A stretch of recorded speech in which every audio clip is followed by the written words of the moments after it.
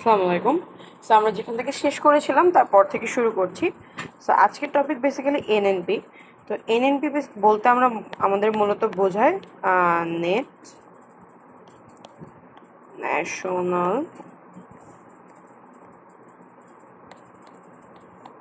Product. আমি so sorry, আপনাদের first ক্লাসের পর এই ক্লাসটা আসতে আসলে কয়েকদিন সময় লেগেছে, মানে বেশ ভালোই কিছুদিন সময় লেগেছে। আমি একটু পার্সোনালি শিখছিলাম, সো সব কিছু মিলে প্লাস আমার অফিসের বুঝতে পারতেছেন যে ইয়ার এন্ড, সো আমাদের একটু প্রেশার ছিল, প্লাস ফাইনালের প্রেশার, সব কিছু মিলিয়ে আসলে একটু হ্যাসেল হয়ে গিয়েছিলাম। আচ্ছা, সো আপনাদের লাস্ট যে টপিকগুলো আছে এটা আমি চেষ্টা করব আগামী 1-2 দিনের মধ্যেই শেষ করে আপলোডগুলো শেষ করে দেওয়ার জন্য। সো আপনারা দেখে নিলেই জাস্ট ওভারভিউ হয়ে যাবে। সো এনএনপি এনএনপি বলতে মূলত বোঝায় net national product. Net national প্রোডাক্টের এখান থেকে জাস্ট আপনার এই সূত্রটা পড়লেই হবে। এটা হলো জিএনপি মাইনাস, যদি জিএনপি থেকে আমি ডিপ্রিসিয়েশনটাকে মাইনাস করি, তখন আমি হলো যেটা পাই সেটাকে আমরা বলি এনপি। এখান থেকে আর তেমন কিছু ইম্পর্টেন্ট না, কোনো ম্যাথ আসে না, কিছুই আসে না। সো জাস্ট মনে রাখবেন যেটা আমি কালকে পড়িয়েছিলাম ওইটাই, যে জিডিপি যেটা অথবা যেটা জিএনপি, এই দুইটা আসলে আমাদের একটা ইনকাম, এই দুইটা আমাদের ন্যাশনাল ইনকামের মধ্যে পড়ছে। আর যেটাকে আমরা বলতেছি রেভিনিউ, এটা আপনারা কোথাও কোথাও পাবেন যে রেভিনিউ যেটাকে বলি, এটা কিন্তু আমাদের ইনকাম, এটাও আমাদের ইনকাম। সো জিএনপি জিডিপি যেমন ইনকাম, তেমনি রেভিনিউ যেটাকে আমরা বলবো সেটাও কিন্তু ইনকামের মধ্যে ইনক্লুডেড হবে, ঠিক আছে? সো এবার চলেন আপনাদের একটা ছোট্ট সূত্র, আপনারা মনে হয় এটা সবাই জানেন, যে ইনকাম সমান সমান আমরা কি লিখি? Income is equal to price into quality. Income is equal to price into quality. So ইনকামের এই সূত্রটা মোটামুটি আপনারা সবাই জানেন, যে income is equal to price into quality. So তাইলে জিডিপি যখন আমি হিসাব করবো তখনও এই সূত্রটাই অ্যাপ্লাই করব। আর আরেকটা বেসিক একটু মনে রাখবো জিডিপি হিসাব করার সময়, সেটা হলো যে জিডিপিতে সবসময় আমরা কিন্তু ফাইনাল গুডটাকে ক্যালকুলেট করি। জিডিপিতে আমরা সবসময় ফাইনাল গুডটাকে ক্যালকুলেট করি। কোনটাকে ক্যালকুলেট করি? ফাইনাল গুডটাকে ক্যালকুলেট করি। ফাইনাল গুড বলতে কোনটাকে বুঝবো? আচ্ছা, ফাইনাল গুড বলতে আপনাকে যদি আমি একটা এক্সাম্পল দিই, যে ধরেন একটা বার্গার, ঠিক আছে? সো একটা বার্গার ধরেন আপনি সেল করতেছেন $3। ওকে, সো বার্গারটার মধ্যে আসলে কী কী আছে? ব্রেড আছে, মিট আছে, না? সো একটা মিট থেকেই তো দেখা গেছে যেটার মধ্যে যে মিটের পিসটা আছে, এই যে মিটের পিসটা আছে, এই মিটের পিসটার দাম হলো $1 ছিল। সো এই মিটের পিসটা একজন হলো বার্গার ওনারকে সেল করছে। সেল করার পরে ও হলো ওইটা কিনে, এটা ধরেন প্রসেস করে বার্গার বানায় $3 সেল করতেছে। সো আপনি যখন একটা দেশের জিডিপি হিসাব করবেন তখন কিন্তু আপনি সবসময় বার্গারের কথাটা চিন্তা করবেন। আপনি কখনোই মিটটাকে ক্যালকুলেশনের মধ্যে আনবেন না, কারণ আপনার যে এখানে $3, এই $3 মধ্যে অলরেডি $1টা ইনক্লুডেড। আপনি যখন জিডিপি হিসাব করবেন তখন শুধুমাত্র ফাইনাল গুড, বা যেটা হলো আপনার একদম ফাইনাল যে প্রাইস, ওইটাকে হিসাব করবেন। এই মিটটাকে হিসাব করার কোনো দরকার নাই। ওকে, সো তাহলে এটা আমরা বুঝলাম। এবার যদি আমরা একটা ম্যাথ দেখার চেষ্টা করি, সো আমরা যদি একটা ম্যাথ দেখার চেষ্টা করি, যেমন ধরেন একটা কোশ্চেন দেখাই দিচ্ছি জাস্ট আপনাদেরকে। সো ধরেন অ্যাপেল, ধরেন আপনাকে পরীক্ষায় 3টা প্রোডাক্ট বলে দিবে, যে অ্যাপেল দেওয়া আছে, আর ধরেন কার দেওয়া আছে, আর ধরেন রোবট দেওয়া আছে। সো ধরেন আপনাকে 3টা প্রোডাক্ট বলে দিল, যে অ্যাপেল, কার আর রোবট। এবার মনে করেন, আচ্ছা এবার মনে করেন আপনাকে বলে দিল যে আপনি অ্যাপেলটাকে কয় টাকায় বিক্রি করতে পারেন, কারটাকে কয় টাকায় বিক্রি করতে পারেন, আর রোবটটাকে কয় টাকায় বিক্রি করতে পারেন। সো ধরেন আপনাকে ফার্স্টে বলে দিল যে আপনার প্রাইসটা আপনার এটা কিন্তু পার ইউনিট প্রাইস বলে দিল, আর আপনাকে বলে দিল যে টোটাল কত আপনারা প্রোডাকশন করছেন, যে টোটাল কয়টা ইউনিট বানাইছেন, বা টোটাল প্রোডাকশন আমি বলতে পারি, টোটাল প্রোডাকশন। সো প্রাইসকে টোটাল প্রোডাকশন, বা আপনি এটাকে সিম্পলি কোয়ান্টিটিও বলতে পারেন, কোয়ান্টিটি বললেন, ঠিক আছে? সো আপনি এটাকে যদি এক্সপ্রেস করতে চান, প্রাইসকে অফকোর্স আপনি এক্সপ্রেস করবেন পি দিয়া, আর কোয়ান্টিটিকে অফকোর্স এক্সপ্রেস করবেন কিউ দিয়ে। ওকে, আচ্ছা। সো ধরেন আপনাকে কোশ্চেনে বলে দিল যে আপনি ধরেন অ্যাপেল কিনলেন, অ্যাপেল একটার দাম ছিল $2, আপনি ধরেন অ্যাপেল কিনলেন 10 কেজি, ঠিক আছে? আবার ধরেন বললো যে আপনি কার কিনলেন 5টা, এটার দাম হলো 20 টাকা। সরি, 20টা ধরেন কার কিনলেন, এটার দাম ধরেন 5 টাকা। আবার ধরেন আপনি 30টা রোবট কিনলেন, এটার দাম হলো 2 টাকা। আপনাকে এরকম ধরেন বলে দিল। সো এইখান থেকে আপনাকে যদি জিডিপি ক্যালকুলেট করতে বলে, আপনি ইজিলি বলেন তো কীভাবে জিডিপি বের করবেন। কারণ এখান থেকে আপনাকে বললো এই কোশ্চেন থেকে তুমি জিডিপি বের করো। সো আপনি জিডিপি বের করার জন্য কী সূত্রটা অ্যাপ্লাই করবেন? আপনি ফার্স্টে অ্যাপেলের প্রাইস নেবেন, এটা একটু মনোযোগ দিয়ে শুনে নেন। সো আপনি প্রথম অ্যাপেলের প্রাইস নেবেন, এরপরে অ্যাপেলের কোয়ান্টিটি নেবেন, এরপরে আপনি সেটার সাথে যোগ করবেন কারের প্রাইস, আপনি সেটার সাথে গুণ করবেন কারের কোয়ান্টিটি, এটার সাথে আপনি যোগ করবেন রোবটের প্রাইস অ্যান্ড আপনি গুণ করবেন রোবটের কোয়ান্টিটি। ঠিক আছে? সো তাহলে দেখেন আমি কি করছি, যে আপনার টোটাল যতগুলো আইটেমস ছিল, অ্যাপেল ছিল, কার ছিল, রোবট ছিল, এই যে আইটেমসগুলো ছিল, এগুলোকে আমি হলো যেটা আমি ইনকামের সূত্রে এর আগে পড়ছি, যে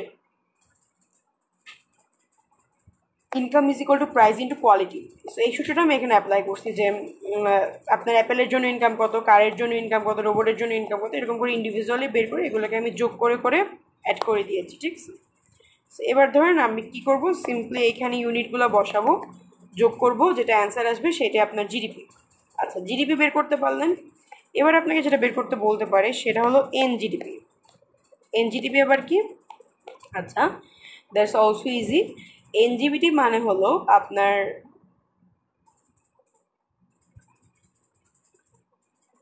হ্যাঁ, সো এনজিবিটি মানে হলো আপনার নমিনাল জিডিপি। কি বলে?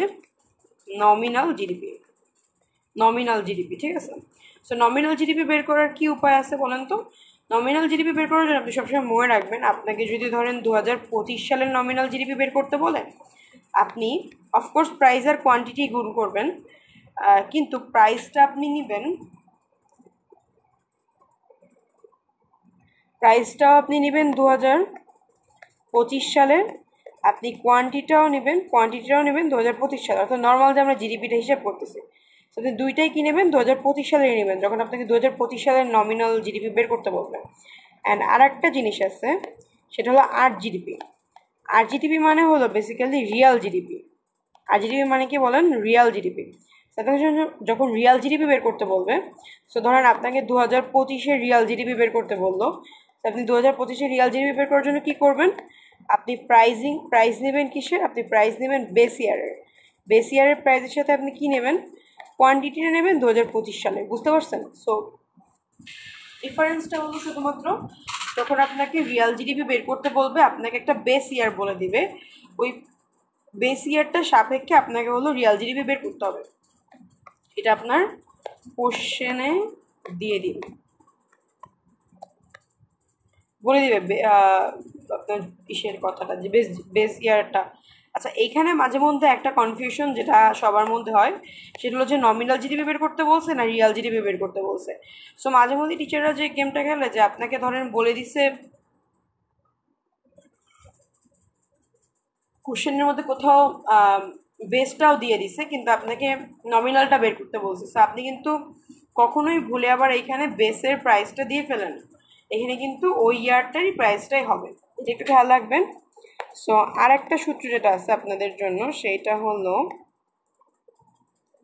আচ্ছা, আপনাদের আর একটা যেটা সূত্র আছে সেটা হলো জিডিপি ডিফিসিট।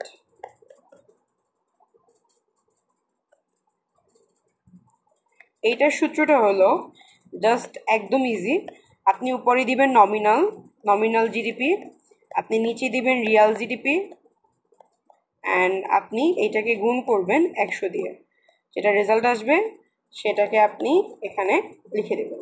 সো এই চারটা একটু মনে রাখার ট্রাই করবেন, এটা দিয়ে কোশ্চেন অফকোর্স আসবেই, আর আপনারা অফকোর্স এটা দিয়ে কোশ্চেন ভুল করবেনই, কারণ মানে বেশিরভাগই আমাদের আসলে এখান থেকেই কোশ্চেনটা ভুল হয়। সো মূলত এই চ্যাপ্টারটা, এই টপিকটা থেকে এই চারটা কোশ্চেনই আসে, যে আপনাকে নমিনাল জিডিপি বের করতে বলে, আপনাকে রিয়াল জিডিপি বের করতে বলে, আপনাকে জিডিপি ডিফ্লেটর বের করতে বলে। সো জিডিপি ডিফ্লেটর তো আপনারা বের করতে পারবেন। এরপর আরেকটা জিনিস আপনাকে বের করতে বলে এই চ্যাপ্টারে, সেটা হলো আপনার জিডিপি ডিফ্লেটর শেষ না, হ্যাঁ আরেকটা বলে সেটা হলো ইকোনমিক্যাল গ্রোথ রেট। ঠিক আছে? সো ইকোনমিক্যাল গ্রোথ রেটটা কি? এটা দেখে নেই, ইকোনমিক্যাল গ্রোথ রেট ইজিআর। ওকে, সো ইকোনমিক্যাল গ্রোথ রেটের সূত্রটা হয় ইজিআর। ধরেন আপনাকে বের করতে বললো যে তুমি হলো ইজিআরটা বের করো 2024 সালে, ধরেন আপনাকে বললো কোশ্চেনে। সো আপনি কী করবেন, আপনি এটার সূত্রটা অনেক ইজি। এইখানে কোনো বেস ইয়ার টিয়ার নাই, আপনি সোজাসুজি এখানে হলো আগের ইয়ারটা নেবেন। আপনি ফার্স্টে দেবেন রিয়াল জিডিপি নেবেন, যে ইয়ারটা আপনাকে বের করতে বলছে ওই ইয়ারটার। এরপরে আপনি আবার রিয়াল জিডিপি নেবেন, কিন্তু এবার আপনি রিয়াল জিডিপি নেবেন লাস্ট ইয়ারের। কোন ইয়ারের? লাস্ট ইয়ারের। তাহলে এখানে লাস্ট ইয়ার বলতে কতকে বুঝাইছে বলুন তো? যেহেতু এখানে আছে 23, তাহলে লাস্ট ইয়ার মানে এখানে কী হবে, সরি এখানে আছে যেহেতু 24, লাস্ট ইয়ার কত হবে? 23। সেমভাবে আপনি এইটাকে আবার নিচে কপি পেস্ট করে লিখে দেবেন, নিচে আবার সেমটাই হবে, ঠিক আছে? এইটাকে আপনি জাস্ট পার্সেন্টেজ করে 100 দিয়ে গুণ করে দেবেন। সো এইভাবে হলো ইজিয়ার, যেটা হলো আপনার ইকোনমিক্যাল গ্রোথ রেট, এটা বের করতে হয়। সো ইজিয়ারের মধ্যে আপনি কারেন্ট আর প্রেজেন্ট ইয়ার, আর মানে কারেন্ট বা প্রেজেন্ট ইয়ার আর পাস্ট ইয়ারের তুলনা করেন। শুধুমাত্র রিয়াল জিডিপি আর জিডিপি ডিফ্লেসেটরের মধ্যে কিন্তু বেস ইয়ারটা আসে, এছাড়া আর কোথাও কিন্তু বেস ইয়ারটা আসে না। সো আরেকটা জিনিস আপনাকে একটু নোট করে দিই, সেটা হলো যখন আপনাকে এইটা বলবে, সো এটা একটু মনে রাখবেন যে ইজিয়ার যখন বলবে, যে ইজিয়ার যদি মাইনাস আসে, এইটার মানে কিন্তু আপনার গ্রোথটা কমছে। ইজিয়ার যখন প্লাস আসবে তার মানে হলো গ্রোথটা বাড়ছে। ইজিয়ার যদি প্লাস আসে তার মানে হলো গ্রোথটা বাড়ছে, আর যদি ইজিয়ার মাইনাস আসে তার মানে হলো গ্রোথটা কমছে। সো এই হলো আপনাদের টোটাল টপিকস ছিল নেট ন্যাশনাল প্রোডাক্টের মধ্যে। আপনারা চাইলে একটা স্ক্রিনশট নিতে পারেন, অথবা আমি চাইলে একটা যেটা করতে পারি সেটা হলো এইটাকে সামনে নিতে পারি। তাহলে আপনারা যদি একটা স্ক্রিনশট নেন, আই থিঙ্ক আপনাদের জন্য একটু ইজিয়ার হবে। আচ্ছা, সো এরপরে মোটামুটি এনজিআরের বিষয়টা আমাদের শেষ। এরপরে যেটা আছে সেটা হলো সিপিআই। সো সিপিআইটা আজকে আমরা আর পড়বো না, সিপিআইটা নেক্সট ভিডিওতে দিব, কারণ সিপিআইটা আসলে একটু বড় টপিক অ্যান্ড একটু প্যাঁচানো আর কি। সো সিপিআই দিয়ে প্রায় কোশ্চেন্স হলো অনেক প্যাঁচায় কোশ্চেন্স দেয়। সো সিপিআইটা দিব। আচ্ছা, আরেকটা জিনিস আপনাকে বলে দিই, যে ইনফ্লেশন রেট যে আমরা বুঝি, এইটা বোঝার জন্য আমরা কিন্তু জিডিপি ডিফ্লেটর ইউজ করি। এই জিডিপি ডিফ্লেটরটা আমরা ইউজ করি বেসিক্যালি আমাদের প্রোডাকশন যারা করে ওদের ভিউ পয়েন্ট থেকে। সো এই সেম জিনিসটাই যখন আমি প্রোডাকশনের ভিউ পয়েন্ট থেকে না করে আমি যখন একটা বায়ারের ভিউ পয়েন্ট থেকে করব, তখনই কিন্তু সেটার নাম হয়ে যাবে কি? সিপিআই। সো সিপিআই নিয়ে আমরা এরপরে জানবো ইনফ্লেশন। সিপিআই নিয়ে আমরা এর পরের ক্লাসটায় আপনাদেরকে বিস্তারিত দিয়ে দেবো। সো আই থিঙ্ক আপনারা জিডিপি, এনজিডিপি, আরজিডিপি, জিডিপি ডিফ্লেসেটর এবং ইজিআর, এই 4টা টার্ম ভালো মতো বুঝছেন। অ্যান্ড আপনার এই টপিকটা থেকে শুধুমাত্র এই 4টা কোশ্চেনই আসার কথা। একটা কোশ্চেন দিবে এবং এই 4টা জিনিস বের করতে বলবে। So I think that's it. So next ভিডিওতে দেখা হচ্ছে ইনশাল্লাহ। আর আমরা কিন্তু আপনাদের জন্য অনেক নতুন নতুন কোর্সেস নিয়ে আসছি আমাদের অস্তিত্বতে। সো আপনি যদি আমাদের এখান থেকে সরাসরি অস্তিত্বতে চলে যান, জাস্ট ইজিয়ার, আপনার তেমন কিছু করতে হবে না। আপনি জাস্ট গুগলে চলে যাবেন অ্যান্ড রাইট অস্তিত্ব। সো এই যে আপনি জাস্ট অস্তিত্ব লিখলেই কিন্তু অস্তিত্ব.com ওয়েবসাইটটা চলে আসতেছে। তারপর আমি আপনাকে ওয়েবসাইটটা দিয়ে দিচ্ছি, দ্যাট ইজ অস্তিত্ব.com। সো অস্তিত্ব.com-এ কিন্তু অলরেডি আমাদের বেশ কিছু কোর্সেস চলে এসেছে, যেমন এখন আমাদের ইকোনমিক্সের কোর্সগুলো চলতেছে এবং মাইক্রোপ্রসেসর, মাইক্রোকন্ট্রোলার কোর্সেস চলে আসছে নোমান ভাইয়ার। এছাড়াও প্রজেক্ট ম্যানেজমেন্টের বেশ কিছু কোর্সেস চলে আসছে। সো বেশ কিছু কোর্সেস কিন্তু অলরেডি আপনারা গ্রাফ করতে পারতেছেন ওখান থেকে। তো চলে যান আর ওইখান থেকে যত তাড়াতাড়ি সম্ভব আপনারা কোর্সগুলো কিনে নেন। অ্যান্ড এছাড়াও কিন্তু আপনারা সাইবার সিকিউরিটির উপরেও যদি কোর্স করতে চান সেটা অস্তিত্বের মধ্যে পেয়ে যাবেন। অ্যান্ড্রয়েড অ্যাপ ডেভেলপমেন্টের জন্য কোর্স করতে চাইলে সেটা অস্তিত্বের মধ্যে দিয়ে দেওয়া আছে। সো সুন আমরা আরও অনেক বেশি কোর্সেস নিয়ে আসবো। অ্যান্ড ইনশাল্লাহ আগামী বছর থেকে যেটা আমাদের প্ল্যান, যে আগামী সেমিস্টার থেকে যে আমরা কিন্তু অস্তিত্বকে অনেক বড় একটা পর্যায়ে দেখতে চাই, এবং আমরা আপনাদের জন্য সব কোর্সেস, সব প্রিমিয়াম টিচার্সদের সাথে কোর্সেস নিয়ে আসার প্ল্যান করছি। সো ইনশাল্লাহ ভালো কিছু হবে একসাথে।